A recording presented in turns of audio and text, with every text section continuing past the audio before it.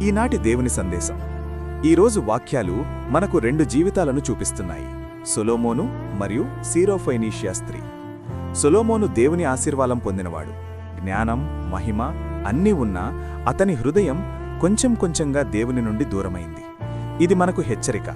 వరాలు ఉన్నా హృదయం దేవునిపై నిలవకపోతే మనం పడిపోవచ్చు. అయినా దేవుడు విశ్వాసవంతుడే, కాని మన నిర్ణయాలకు ఫలితాలుంటాయి. ఈ సువార్తలో ఒక తల్లి విశ్వాసాన్ని చూస్తాము. ఆమె విదేశీయురాలు అయినా తన కుమార్తె బాధను చూసి యేసు పాదాల దగ్గరకు వచ్చిపడింది.